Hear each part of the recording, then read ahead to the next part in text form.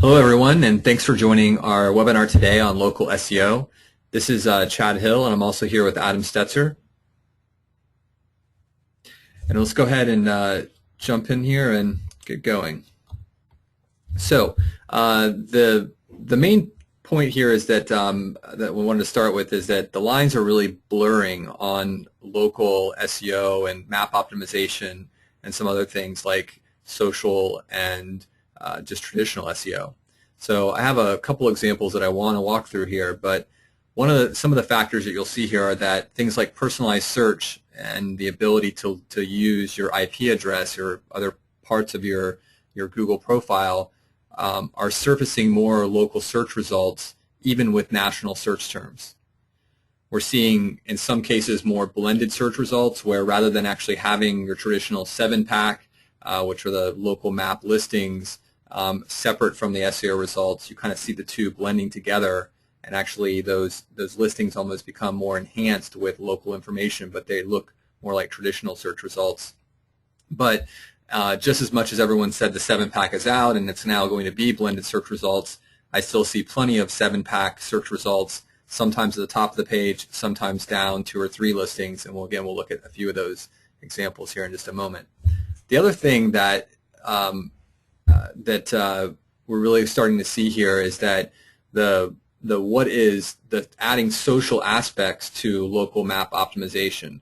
So both Google Places now, and have an illustration here on the right, has the ability to go in and add a status update. So it used to be that you could add a coupon, which was in some ways kind of your status update. We have a 10% off sale or whatever it might be, but now we're actually seeing that you can go in and add an update directly to your Google Places page. At the same time, Google has just launched their profile pages for businesses in Google Places or Google Plus. So we're seeing more and more of these places where, unfortunately, businesses have to be interacting and going in and figuring out how do they get their message out across all these platforms that just within Google actually have a few places that they have to go do. But of course, in addition to that, there are more and more of the traditional social networks like Facebook and Foursquare that are adding in business places and pages, and that's actually not anything new, but it's, again, a very important place for businesses to be updating information. And then Yelp is another one that came traditionally more from being sort of a directory of businesses with reviews, now is engaging, allowing businesses to be more interactive and push messages out as well. So again, there's this constant sort of, the lines are blurring, and there's a lot of things moving around this idea of what does a local business do, how much of it is local map optimization, how much of it is social media, and that's what we're here to talk about today. But before we jump into that, I do want to sort of show, as I just mentioned, some of the stuff that we've seen, just how the search results and the SERP have changed in the past. It actually has been going on for probably almost the last year, but just for those people who aren't fully up to speed, I want to walk you through a couple of examples of how the SERP has changed around local search results. So in this particular case, I have just pulled up a search page and searched for plumber. And I want to point out that on the left-hand side, you can see over here that Google has identified my IP address as being in the Washington, D.C. area. Now, I'm actually not in Washington, D.C. proper. I'm 8 miles outside of Washington, D.C. in Falls Church, Virginia. So this is something where their IP targeting may not be as precise. Sometimes you'll see that they lock in on you a little bit more narrowly, but in this case today, when I was searching and putting these screenshots together, they said you're coming in from Washington, D.C. And what you're seeing here is an example of a blended search result. So whereas if you would traditionally search for plumber, you're typically going to see the national lead generators like eLocal plumbers that you actually see in slot 2. You would see them traditionally at the top of the page. But in this particular case, it's using the fact that I'm coming from Washington, D.C. And searching for a plumber. And again, they've sort of figured out that plumber is actually a local service. They're going to show me a blended search results page, which actually has this first listing as for Roto-Rooter. And the reason Roto-Rooter is coming up is because they actually have a Washington, D.C. location. It then shows me a couple national search results that do not have local locations, shows me Wikipedia, and then it continues on down with some other local search results.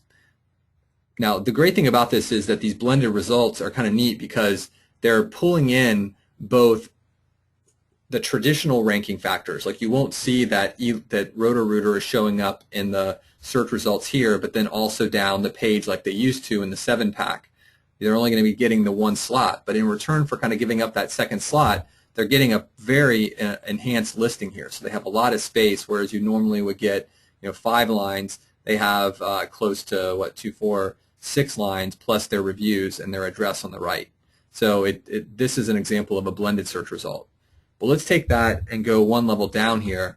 And what I've done is instead of I clicked on the change location, and actually I changed my location to be more precise to where I am, which is in Falls Church, Virginia, and I searched for that same term, plumber. And in this case, I actually have a 7-pack result. So I see Roto-Rooter at the top, again, because they must have great national SEO. And then I see eLocal plumbers again, like we did in the last search result, the Wikipedia entry. But rather than the blended search results down the page, I'm now seeing just your traditional 7-pack, where if I scroll down this page, I would see 7 local businesses that are then showing here. So that's kind of interesting that just pretty much on the same search, by changing my geography, I'm getting a slightly different search result. And I can tell you that you guys can sit there and play with this, and you'll see just how dynamic this is. And there's a lot of factors going into when they're showing one versus the other. But again, there are a lot of different scenarios that are going to be coming up. I went one more, sort of dug down another level, actually changed my location back to Washington, and I put in my zip code, plumber 22042. And in this case, I actually, rather than seeing any of the national search results like we did here, where I had Roto-Rooter and eLocal plumbers, I'm immediately seeing the 7-pack at the top of the screen. So again, as you get more geo-targeted and as these factors come into play, the way Google's displaying the SERP actually changes from scenarios to scenario. So let's talk a minute about some of the local search factors and what's important and what's not. David Mim puts together an annual report on the factors that drive local search rankings, and this is something that he does in conjunction with a number of other agencies and people that contribute to this information. And so what was interesting is that this past June, someone actually took David Mim's study and I think used 30 or 40 search results from his own work and said, how well do the David Mim local search ranking factors match up to what I'm seeing for my clients in the search results? And what was really interesting is that there was when they looked across these, and again, I think 40 is a relatively small number, but it's good information, and so this was at least directionally the findings that they had. So what was common across the board was that anybody, regardless of whether they had a high rating, a ranking, or a low ranking, verified their listing. So I think what that means for all of us as we get into the next few slides here is that all of the clients that we're working with should make sure that their listing is verified and as complete as possible. So that's something that you have to do. But what it does tell you is that that's becoming sort of a point of parity. You have to do this. It's necessary but not sufficient. And it's the same is true for categorization. It used to be that some people would claim their listing but not really properly categorize it against which keywords people might be using when searching for their business. And again, this analysis that was done over the summer is sort of saying that that is now, again, a point of parity and necessary but not sufficient. You need to do that. Everyone is. But I think we all know that some of the clients that we work with on a daily basis aren't even there yet. So all the more reason to use that to say, hey, we need to be doing this local map optimization. The one thing that they did find is that the review data was very important. So having reviews is definitely a factor that actually separates out otherwise equal players. Having reviews actually does separate them out, and the people that had reviews tended to rank a little better than the people who did not. There was some other factor in there talking about diversity of sites with reviews was also a good thing. So being overly reliant on just one site may not be as good as sort of spreading the reviews across more sites. Now, since this study, I think we've all seen that Google has been playing with which review sites it's actually displaying in the search results. So it used to be that you would see a much wider, broader set of review data, and there's been some issues around, Yelp saying, well, that's our data, and various other things. So I've seen, at least, and again, I hesitate to say it's definitive because these things I see being sort of constantly in flux, but I've seen a lot less other sites showing in the Google search results, a lot more of their own sites, especially Yelp data, at least. So that's a very important factor. But where I think this particular study became extremely interesting was when he said, well, let's go outside of these local search ranking factors that David Mim and this group of people have put together, and let's look at just the traditional SEO factors, the things that we talk about, pretty much every one of our sessions here. Inbound links, anchor text and links, number of links, that type of stuff. And what they found was that there was actually a much bigger signal there in terms of sites, taking these relatively similar local businesses, people that had verified their listings, people that had accurately categorized themselves, maybe even had some reviews, but when it really came down to breaking the tie, that it was interesting how often the sites that were ranking higher did well in traditional search SEO metrics. So they had more links to their website, and they had anchor text, keyword anchor text, exact match anchor text links to their website. And so I thought that was really interesting, because when we're all out there looking for these tricks of ways to, of course, get our sites to the top of the rankings, what was very interesting to me was that on the local side, in some ways, it's not much different than it is on the SEO side or on the traditional organic or national rankings that we're working on. So that was a pretty interesting finding. And Chad, we got a few questions coming in here. The first one I want to throw at you is, who is this David Mim guy, and why does his opinion matter to us? Well, I think that it's really just what he's done that's interesting is he's just gotten together a group across a lot of different agencies and had people rank which factors they found in their own client work were most important in showing rankings. So just like we talk a lot about SEO Moz and data and information that we get from SEO Moz, it's not really that different. It's just that this guy is sort of, Rand Fishkin is one of the sort of well-known people putting together information and collecting data on sort of the traditional or SEO, more general SEO, and David Mim just happens to be have taken a similar approach and been the guy for more of the local SEO side of things. Right, and it sounds like there has been some empirical work done out there, so it's nice to have a guy aggregating that up for you rather than trying to understand if you should believe this blogger or that blogger. Yeah. Here's the next one for you, Chad. The next question is, you went over that fast about the signals. Can you review that again, because everything we've read has told us that signals are different for local. Are you saying they're really not? What I'm saying is that they're different, but there are some common ones that are actually not that different. So I guess what I was saying is that you have to be verified. So if you were selling shoes at a national level, there is really probably not likely to be a local store, and so you don't really care as much about the local maps. So being verified or not verified isn't important. What I talked about was a necessary but not sufficient. So you do need to have your business verified. You do need to accurately categorize and have as complete a profile as possible, up to including video, pictures, anything else you can possibly get in the profile to make it as complete as possible.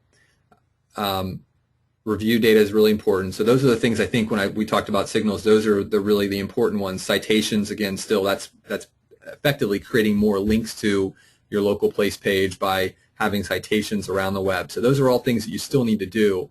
But I guess the point, and what I find interesting, is that as more and more people basically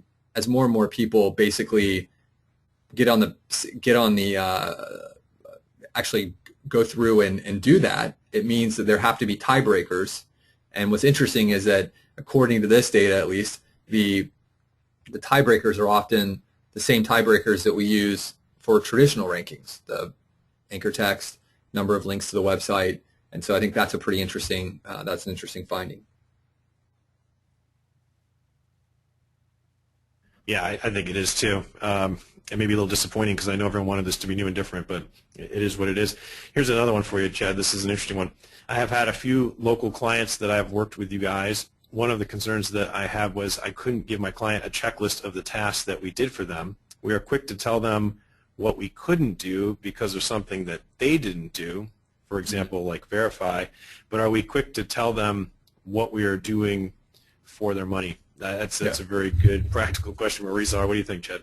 Yeah, let's take a look at that. Actually, I think well, I'll just jump ahead 2 slides here and I'll come back to it. So I just printed out just to sort of walk through the way that works, and all of you have access to the task screen and inside your HubShout portal, or inside your private label portal for that matter.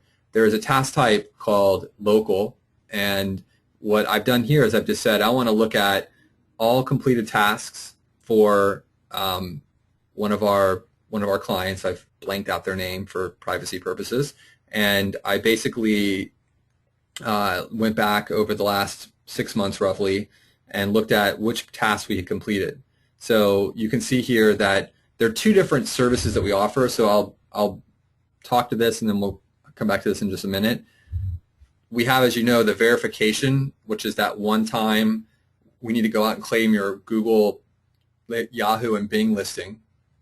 And then we have the ongoing update program. And again, they're both, the verification one is we need to get that sort of, that basic point of parity done, which is your listing is claimed and complete. And then we do have an ongoing program which does once a month. What we do is we go in and we spend some time and we find a couple new sites where we can put your client's business information, build a few citations. We also include the ability to support updating Google, Bing, and Yahoo. So if there is some special or something else that you want us to add, we can go back in and add that information. Now, we don't sweep through 100 different sites because I think you guys all know the price on this. We don't have time to do 100 sites making updates. That's why we focus on the update side of it being on Google, Yahoo, and Bing. And then we're building the citations, and then we will do a manual review post once a month, but generally speaking, it's always better to find some mechanism by which you can get your clients to write the reviews, because again, it's trying for us to take someone's review and type it in. It's not what Google and the other review sites are really looking for. They're looking for end users who have their own Google accounts, who have done other things, who are writing reviews for other businesses in the same area.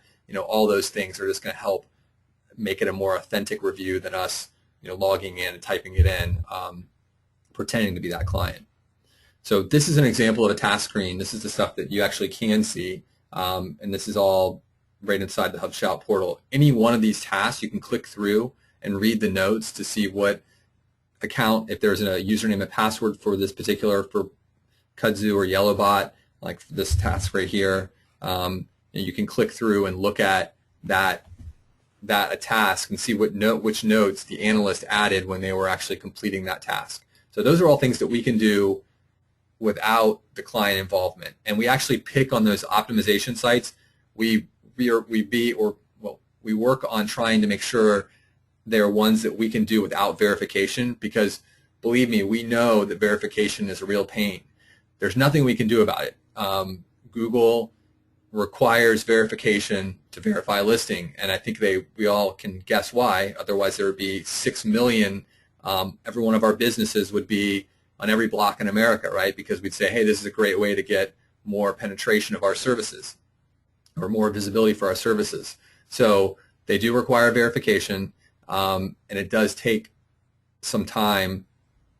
And from what we can tell, a lot of these things must be slipping through the cracks when they go out. I mean, I've gotten these here at HubShout, and they come in and they have the name on it, and they go, well, in this case it came to me, and I went and gave it to Margaret or Cassie, whoever was the analyst on it, and they typed in the number to verify. So they do come in.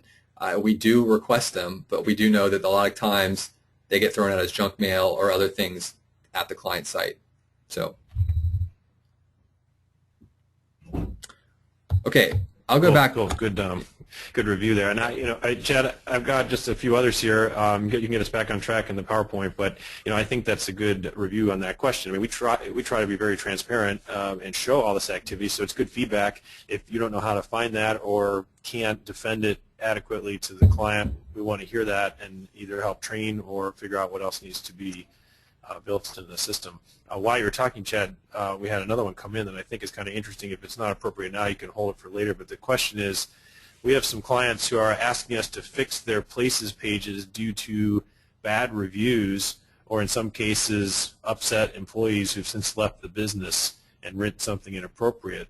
Is there anything you can do to help us in this situation with any of your services? Yeah, that is a really tough one. I think I would like to think about that one and come back to it.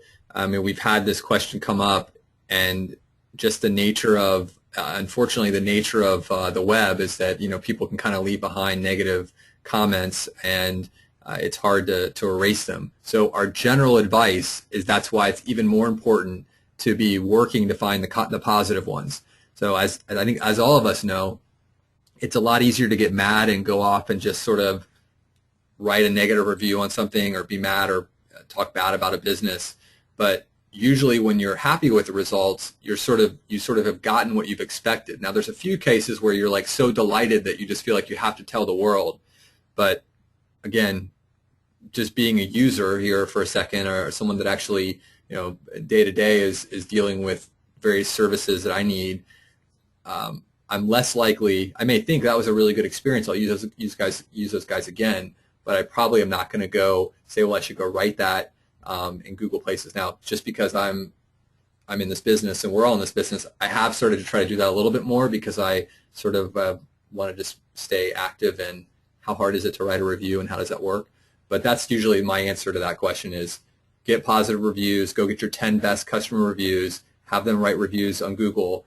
What that hopefully will do is you'll have one negative one, 9 good ones, and everyone knows there's always somebody who's disgruntled, but when they see the 9 good ones, they say, hey, I should take that with a grain of salt, not that's the only representation of that business. Yeah, I think that's probably a frustrating but accurate answer, Chad. I mean, it reminds me of the phone calls we get from people saying, there's this weird website that links to me and I don't want that link, and having nothing to do with anything we've done. And the answer is you really can't do much about that. It's a free world. They can link wherever they want. Or in other cases, more damaging is there's someone's posted something negative or untrue, and it comes up high when I search on my company name, gets into reputation management. A lot of us have been through that process before. Google is notorious for taking the position that they're just a facilitator and they're not the police person. You may be able to poke holes in that or find examples where that's not true, but that's what they're telling you. And so I think what Chad said is pretty much their party line, which is we just facilitate getting this feedback out. So the bottom line becomes just get more positive in there, work at it, and you'll bury it among the positive. Yeah, now one final point on that is that I do think that there are more sites who are starting to realize that they're kind of pissing off a potential good client. So there's always this relationship of the advertiser and the business owner and the customer, and who I think more and more people are realizing that they have to somehow walk the line and serve both. So my point was going to be there that I know Yelp at least is starting to I think they've created, I haven't used it myself, but they have some feedback where the business can respond. And my guess is we'll see more and more of that, so that for those cases, and I don't think Google Places has that yet, but where that more and more places will start providing a way for there to be some interaction without having to go in and have the business. Because right now the business owner is sort of forced to just go in and create good reviews. There's not really a mechanism where they can go in and say, well, here's my side of the story. I agree we do not see this eye to eye, but here's my side of the story. and that's something I think that we'll see more and more of. Okay, so I want to go back one slide, and I already covered this, but I'm going to go back through it pretty fast. So again, we see as local SEO as really just one part in an overall online marketing campaign. So the things that we do, as I mentioned, there's two primary parts. There's verification, and it's a one-time project to claim a Google Places listing and also claim your Yahoo and Bing listing. And I think we had someone already bring up the sort of the Achilles heel in this, which is that we can collect all the information. The first thing we do is we build a business information profile. So we go to their website, we take the information you provide, and we put that all into one of our tasks, because that then becomes the place we can go to if we ever need to use any information about categories or descriptions or hours. That all goes into the business information or the business profile information, and that task is then used to create the Google Place listing and also the Yahoo and the Bing one. At that point, though, effectively 100% of the time, the Google Places is going to say this needs to be verified. And there are some options around phone calls, but the problem we've always had with phone calls is that means we're coordinating with someone on our side, with you, and then with the end client. And that's just been a very difficult process because everyone's busy, they don't pick up the phone, and then there's a problem there. So we've traditionally gone the mail verification route when it's an option, and usually it is an option, because that seems to be the most, it allows us the workflow to work as we can, which is, we do the task, the client then gets the letter and they type it in. So, or they give it to us and we type it in. So that's how we've done the verification process. And what we've started to do after learning this the hard way is we actually, when we've done our verification, we actually put that into a document called our verification complete document, which we send to you, which then we would recommend that you send to the client. And what that tells them is, hey, we've done the local verification, and essentially the card is in the mail. Here's what it looks like, and basically be on the lookout for this card, because when you get it, you need to give me the information so that we can go back in and verify the account. Now, we also provide in that instructions that if for some reason they don't get it in 2 to 3 weeks, then to the ability to go back in and re-request that verification to be sent. So that's what we're doing today, and it basically, again, I wish we could be on the other end when the mail comes every day and check the mail, and when we find our card, bring it back and plug it in, but obviously that's not realistic. So that's the verification side. On the ongoing citations and updates, what we're doing there, I mentioned this, but we're doing an ongoing program where every month we have a checklist. And so we're maintaining that checklist and looking to make sure that we have the right sites on it, ones that don't require verification, hopefully. We also submit to the Info USA site and a number of other ones. And so every month, our analyst gets a task that says, go run Map Optimization Checklist 3 for the 3rd month. So they go in, they get the checklist out, and they go do the tasks that are on that checklist. So that's how that's working on a monthly basis. And then from your side, if you do get some sort of update from the client, whether it be a new photo or a video or a coupon they want to run or some sort of or something else, that then comes in from you as a support task. And I think all of you guys have, I don't know if we've actually done this in a webinar yet, but now when you log into your portal in the upper right-hand corner, there is a link for support.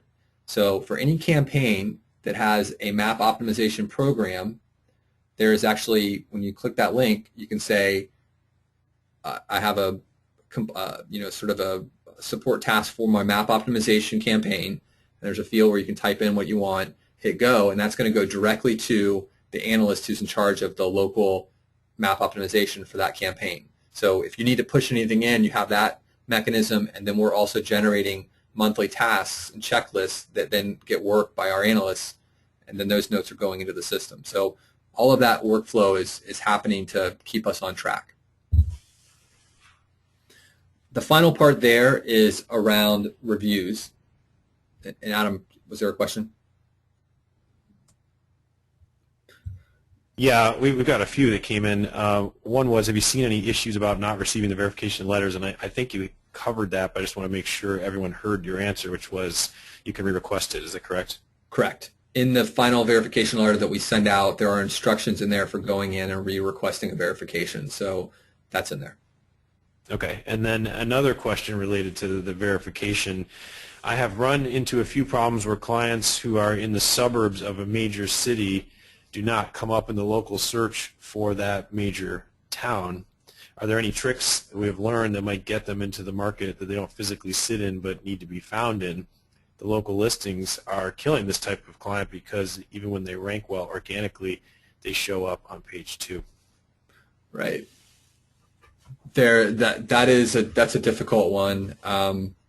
Some people try satellite offices. It's a little different. We've had some clients where they are in the Central Florida area and they want more business from Tampa, so they'll get a Regis office park set up so they can have a physical mailing address, and they actually meet clients in that market as well. But they're just in terms of trying to, I guess the real answer is if they're the only business like that around, then probably they're going to get picked up. So just again, my own research and use of Google Maps is that if I'm looking for a very, very niche kind of business, that there's only going to be 1 or 2 of these in the whole area, that's the kind of business that your search radius of available of businesses that show up for that 5 or 6 businesses may be 30 or 40 miles. But if it's something like attorneys or plumbers or something where there's a pretty high concentration and they're trying to move from being someone searching for plumber in they're searching for attorney in Los Angeles and you're in a town nearby, the likelihood of you beating out all the other people who actually are in Los Angeles and get your place's listing to come up are pretty low. Yeah, I would agree with that. And here's the last one for you on this section. Is there another word we could use instead of citations? My clients are total novices and seem to think I'm referring to speeding tickets or academic journals. That's great. I would call them, you could call it mentions. It's basically a non-linked mention of the business, and most often it's keyed off of a phone number or an address, but more and more it also includes a link. So again, I think as the lines do blur here and what was local becomes more like organic with just sort of this personalization and address addition onto it, it's probably ultimately more like a link. And that's what we're doing is we're going to primarily to directories, other places that have their IYP directories, their local business directories, other local map sites. And so they're just collections of local information. The only reason we don't call them directories is because directories in the SEO world have sort of a different meaning, and they're not, they're more, I guess ultimately they're local directories is what they probably are. So we could work on that. Yeah, we've struggled with this definition too, Jed. I guess, yeah, do your best and ultimately welcome to the bleeding edge. Yeah. Okay, the last thing I wanted to mention was just on the ongoing side of it was that we're here to help set up some sort of ongoing review solicitation program. Now, we have our own tool that we built called My Customer Review, and that hooks in with our email marketing platform so that you can load a list of new customers, either daily or weekly or monthly, and we can send out an email. And the nice thing about it is it asks for a review and a referral. So we can collect review information, which goes out to My Customer Review site, or you can actually, and then you can also ask as someone writes a review to refer this, to suggest a friend who might also need the service, and then we can send that review along with the friend's note saying, hey, I just use this business, here's my review, it's really great, check it out, and that information goes and helps maybe generate some word-of-mouth advertising or some referral advertising for the client. So those are things that we could do. Now, and I totally understand this, some people are like, well, why My Customer Review? Why not just get the review in Google Places? I totally understand that. And we can also set up the email campaign so that rather than requesting the review be written at My Customer Review, it can actually go just directly linked to the Google Places listing. So that's something that we've done with some of the clients that are using My Customer Review. Some clients are using just a link directly to their Google Places or Yelp or whatever it might be. But the bottom line is setting up some sort of program. And a lot of this is, again, there's no silver bullet here because I understand that this organizational stuff is hard to get your client to give you a list, to plug it in, to send out. But I just want to let you guys know that we're here and can help set up that, write the copy for the email, help you set the template up, get the banner in there, and then this is just another place that when you're having your meetings with your clients, you can talk about, it's a place to talk about results. So, when you sit down and you go through your SEO results and your local map results and whatever other programs you're running, you now can sit down and say, and by the way, we sent out 300 new or 10 new, whatever the number is, depending how big or small the business is. We sent emails out to 10 of our customers, and we got 5 people to write a review, and 2 of them referred their friend. So it's just another place to say, hey, this is another program that you can run that's helping the rankings, but also is going to have ancillary benefits, like it's probably going to drive business if you're using email. Right. I think in addition to the results, we've talked about this, Chad, in some other webinars, there's the impact on your account management and retention of that customer, even if they don't follow through. The fact that you're telling them you really should be soliciting these reviews and collecting emails, that should be in your monthly sit-down with your client. If they're not doing it, you should be telling them they should and offering to help every month. And you're telling them, here's things that are missing in your marketing platform, and it puts them on their heels a little bit and helps them realize you're there to help. It can be a possible upsell, but it takes the pressure off some of the other things. They might come to you and say, I wish I was getting more traffic organically. You say, yeah, well, we'll work on that, but where are we on getting these reviews going?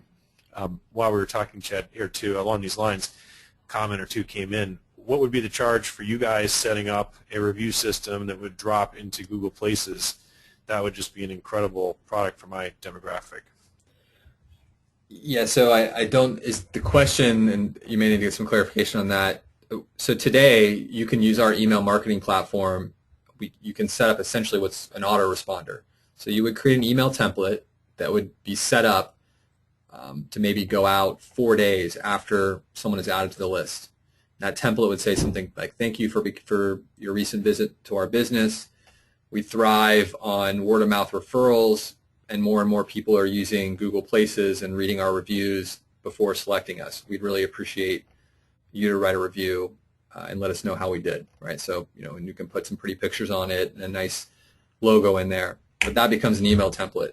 That email template is set up as an autoresponder and is scheduled to go 4 days after someone is added to the list.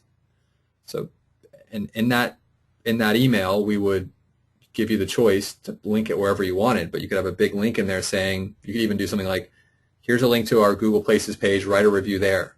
If you're a Yelp member, or Angie's List member, we'd love your review there, and have a link. It's almost like the Twitter, Facebook, social media icons you see on every site. Pick whichever one you like the most, write a review, click it and go. So we could do that for you right now.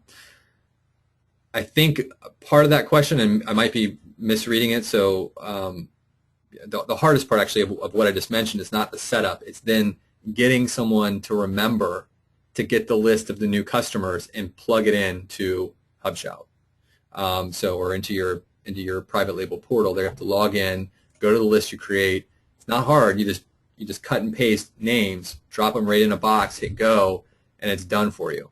But someone has to remember to do that on a daily, weekly, or monthly basis. So that's the hard part there. It's not the rest. It's just getting the list.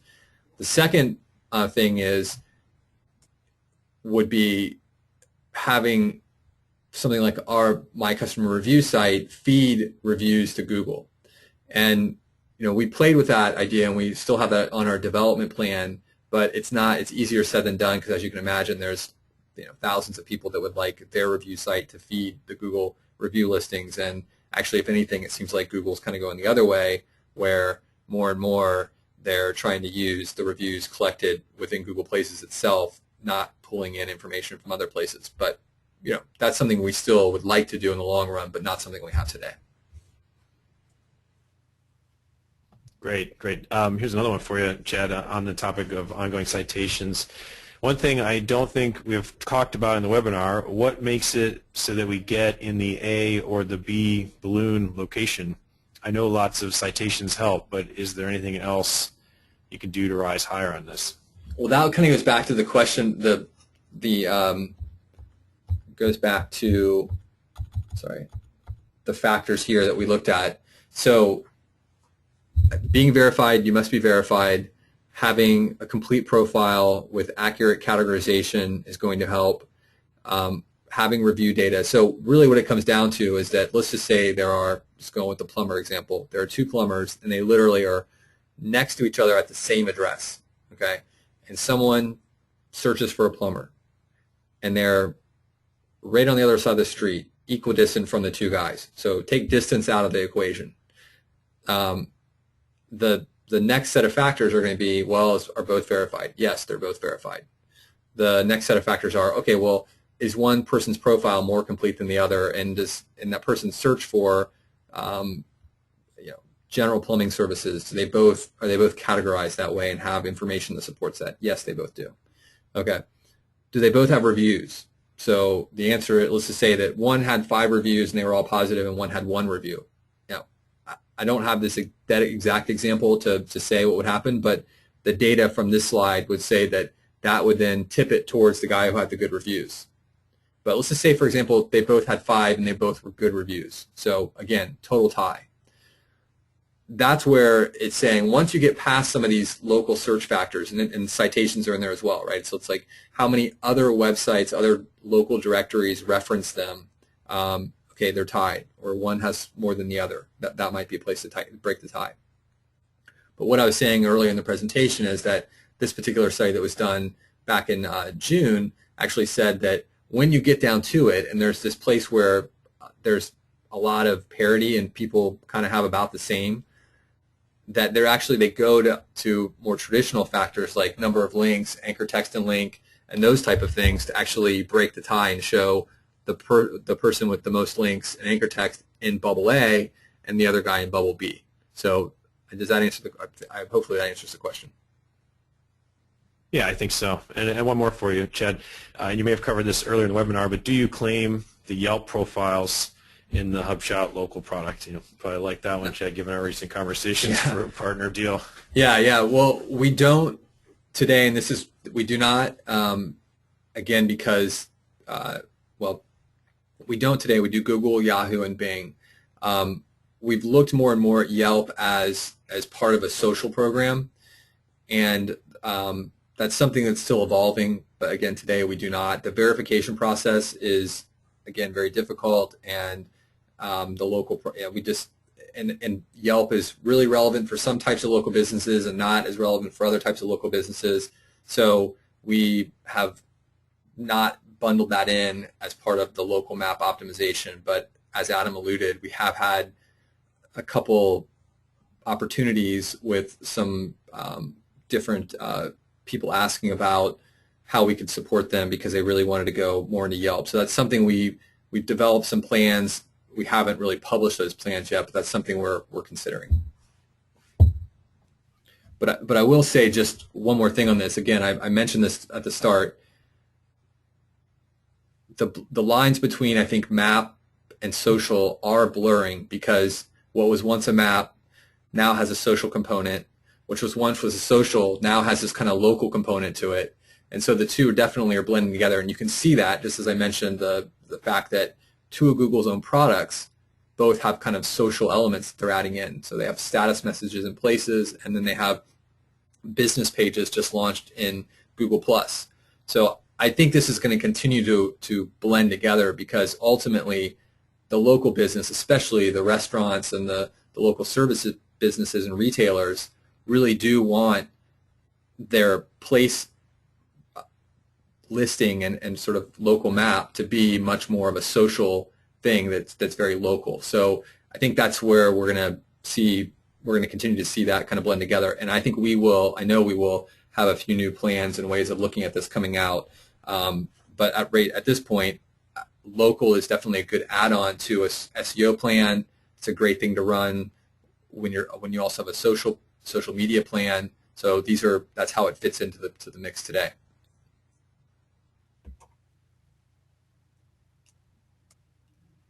Okay, so the last thing that I wanted to cover was just a local review site.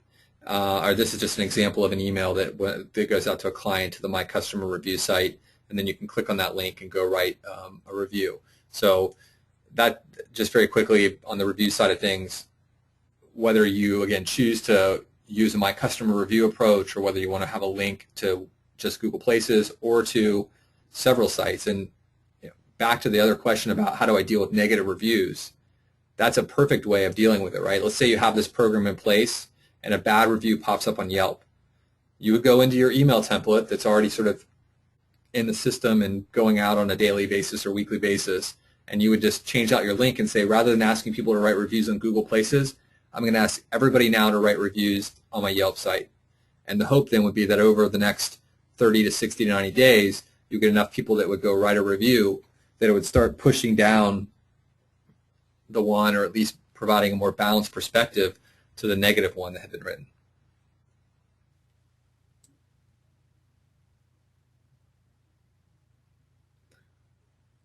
Okay, well, that's all I have for today, and I thank everyone for joining us, and we will get back to our Chad, just before we sign off here, I've got a couple more questions for you. I just didn't know if we were done with the slides there. Okay. Just because we've got a few minutes, here's one for you. Is there any relationship between on-site SEO and getting a local client ranked in these local tools you've been showing us? Yeah, that's the point that, let me just bring that back up here. So that definitely is the case, or at least, again, from the data that we have, and this is a larger set of data that was also looked at here back in June and July, that other factors, it's a tiebreaker. So if you have all the other things taken care of, that then traditional SEO factors can help and do help. So we always recommend, like, our local map optimization packages. We have some people who are choosing just to use that package and they're just on one of our map optimization programs. But our suggestion from day one has always been that it's best if you basically are adding that on to a local SEO program. So in addition to the local SEO program that you're running, whether it's a local 1 or local 2 or regional program, you add a local map optimization on top of that. That's really the best way to, in our opinion, use the service. Great, great. And here's another one. Is the mycustomerreview.com site and solicitation service you showed us an extra cost? And if so, how much is that to run with HubShout? It's available to anyone who has an active service plan with us, so it's actually not an additional cost. It's something that we just bundled in as part of our service because, again, it's something that we believe can help the client along with the services we're providing. It's a great tool that we can offer and bundle in as part of our product. Cool. Thanks, and I think that wraps up all the questions. Okay, well, thank you, everyone. And like I said, we're going to get back to our, we'll have 2 webinars this month in December, even though it's a short month. We'll cover off a few new things coming up, and have a great day, and we'll talk to you soon. Take it easy, everybody.